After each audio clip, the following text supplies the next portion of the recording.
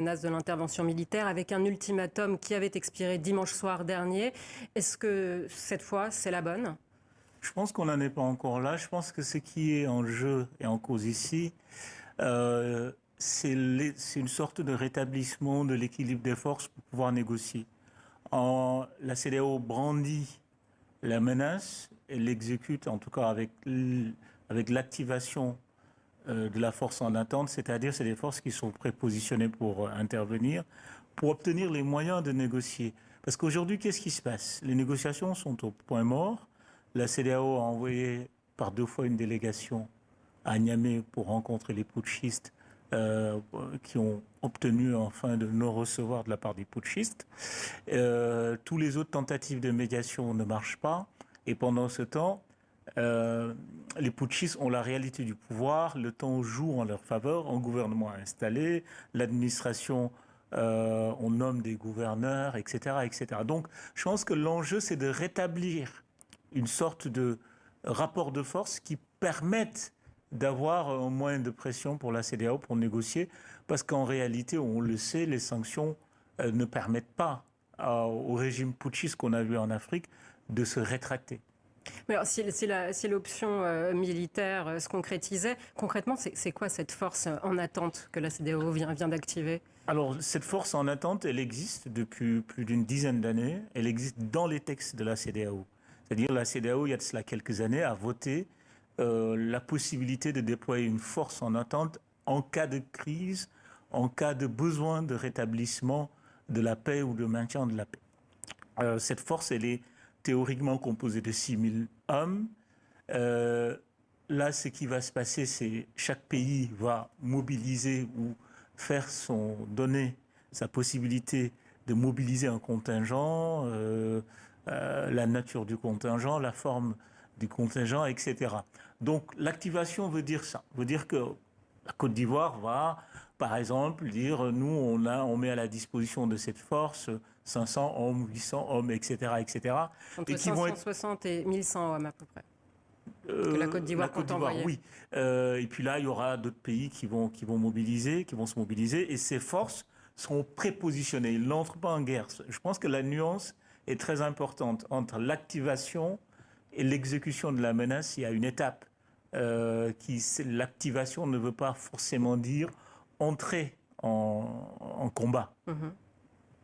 Et du coup, les putschistes, eux, ont-ils les moyens de se défendre face à cette force en attente? Alors, l'armée nigérienne, faut observer que c'est une armée en crise, c'est une armée en difficulté.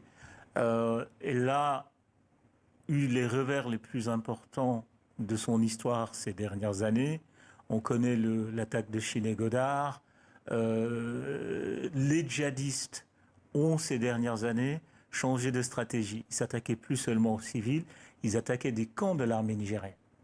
Donc, on notait que l'armée nigérienne était en difficulté, subissait des pertes énormes. Deuxième chose, qui est un problème de l'armée nigérienne, l'armée est assez divisée. En réalité, le, le putsch du général Tchiani est précédé d'autres tentatives de putsch qui n'ont pas réussi. Il y a eu une tentative de putsch juste après l'élection de Bazoum. Il y a eu un procès.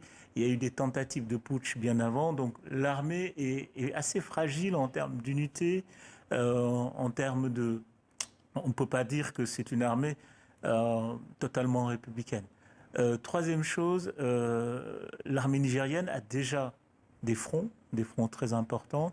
Il y a le front de la zone des 3 frontières où là, ils combattent le djihadisme. Au Ah oui. sud, ils ont frontière avec Boko Haram. Donc, c'est une armée qui, je pense, aura beaucoup de difficultés à résister à une intervention militaire étrangère, d'autant plus que si cette intervention est soutenue par les forces internationales prépositionnées à Niamey.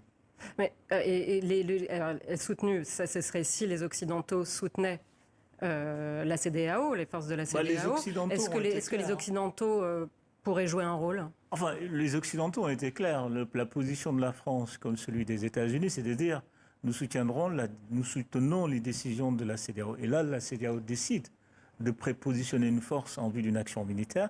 Et jusqu'à présent, les Occidentaux suivent. Donc, il me semble logique que s'il y a une intervention militaire de la CEDEAO, les forces les forces occidentales basées au Niger seront de la partie.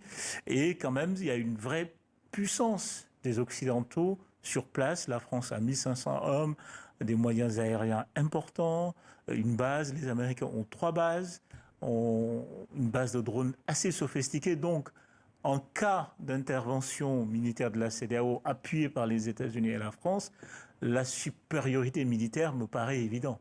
Y compris si le Mali et le les Burkina Faso soutiennent officiellement les putschistes. Je pense que dans la position malienne et burkinabé, il y a beaucoup de postures. Parce qu'en réalité, c'est des pays qui n'arrivent pas à garantir l'intégrité de leur territoire national, ils n'arrivent pas à jouer leur rôle. L'armée, je veux dire, burkinabé et l'armée malienne n'arrivent pas à jouer leur rôle dans leur propre pays.